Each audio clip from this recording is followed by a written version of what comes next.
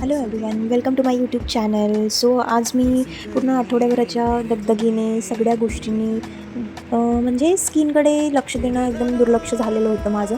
तर आज मी विचार केला संडेच्या दिवशी जरा स्किन पॅम्पर करूया. तर तुम्ही बघतच असणार मी चारकोल मास्क घेतलेला आहे आणि त्याचे खूप सारे फायदे आहेत की आपल्या दैनंदिन जीवनाने आपण दमून थकून आलेलो असतो आणि आपण स्किनकडे दुर्लक्ष करतो.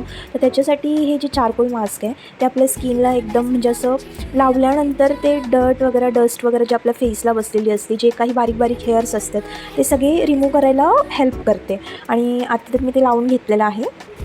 तर याच्यानंतर तुम्ही बघू शकतात मी याला थोडं ड्राय वगैरे होऊन देणार आणि जोपर्यंत हे पूर्ण ड्राय होत नाही तोपर्यंत आपण त्याला रिमूव्ह नाही करू शकत. तर तुम्ही बघतच आहात की आता हे ऑलमोस्टपर्यंत खूप ड्राय झालेलं आहे पूर्ण आणि आता मी त्याला काढायचा प्रयत्न करते. पण म्हणजे खूप जास्त दुखते, काढताना थोडा त्रास होतो, पण स्किन एकदम अशी छानशी होऊन जाते. त्याच्यानंतर सगळे हेअर्स स्मॉल बेबी हेअर्स जे असतात ना फेसवर ते सगळे निघून जातात. हे आता प्रॉपर एवढं निघत नाही व्यवस्थित माझ्या फेसवरून, बट स्टील मी तरी ट्राय करते बिकॉज ऑफ हे दुसरं चारकोल मास्क माझ्याने बाय झालेलं आहे जे मी नेहमी यूज करते. त्याचंही तुम्हाला मी एकदा म्हणजे रिव्ह्यू वगैरे दाखवेल, तेही दुसरं चारकोल मास्क यूज करून. पण आता स्टील हे पण खूप इफेक्टिव्ह दिसते मला. तुम्ही बघतच असणार माझ्या फेसवर सध्या तरी थोडे पिंपल्स आलेले आहे बिकॉज ऑफ मी सध्या रूटीन फॉलो नाही करत आहे. दॅट्स वाय थोडीशी मतलब रूटीन थोडा चेंज झाला आहे माझा म्हणून असे फेस दिसते. तरी पण आफ्टर चारकोल मास्क अप्लाय केल्यानंतर तुम्ही बघू शकता आता फेस वॉश केल्यानंतर तुम्हाला दिसेलच की रिझल्ट किती छान आहे. आणि याच्यानंतरही तुम्ही बघा माझा फेस आता ग्लो करतो. आता आपण याच्यानंतर पोर्स ओपन झाले फेसची.